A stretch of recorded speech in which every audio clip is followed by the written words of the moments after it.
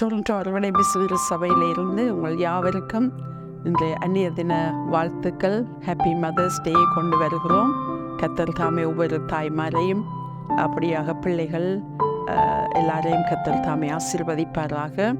கர்த்தருக்கு பயப்படுகிற ஸ்திரீ நிமித்தமாய் அந்த வீடு ஆசீர்வதிக்கப்படும். ஒரு தேவனுக்கு பயப்படுகிற ஒரு ஸ்திரீ நிமித்தமாய் அவளுடைய சந்ததிகள் ஆசீர்வதிக்கப்படும். உங்கள் அநேகருக்கும் தெரியும், நீதிமொழிகள் 31 அதிகாரத்திலே 10வது வசனத்திலிருந்து 31வது வசனம் மட்டும் கர்த்தர் ஸ்திரீகளுக்காக வசனங்களை கொடுத்திருக்கிறார். இந்த வசனங்களின்படி கர்த்தர் தாமே உங்கள் யாவரையும் ஆசீர்வதித்து நடத்துவாராக.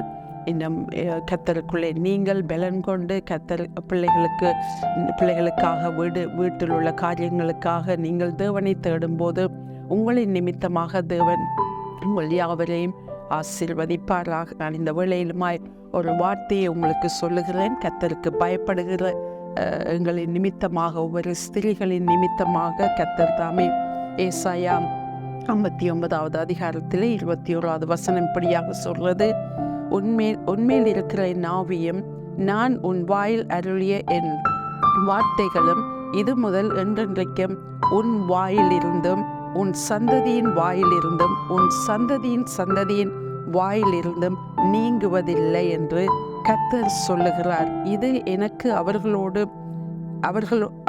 இருக்கும் என் உடன்படிக்கை என்று கர்த்தர் சொல்லுகிறார். ஆகையாலே ஒவ்வொரு தாய்மார்களை கர்த்தர் உங்களுக்கு இந்த வார்த்தையை தந்திருக்கிறார். காரணம், நீங்கள் அவருடைய வார்த்தையை கடைபிடிக்கிறது நிமித்தமாக கர்த்தர் தாமே உங்களுடைய சந்ததிகளை ஆசீர்வதிப்பார். தொடர்ந்து என்னதான் காரியங்கள் வந்தாலும் கர்த்தரை தேடுகிறதை நிறுத்தி விடாதீர்கள்.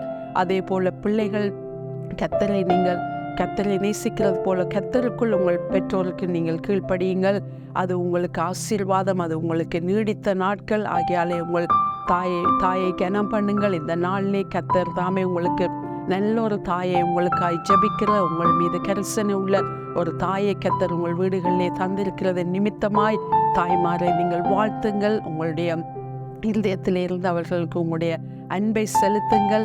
கர்த்தர் தாமே உங்களையும் உங்கள் குடும்பங்களையும் ஆசீர்வதிப்பாராக. கர்த்தருடைய நாமம் மகிமைப்படுவதாக. ஆமென்.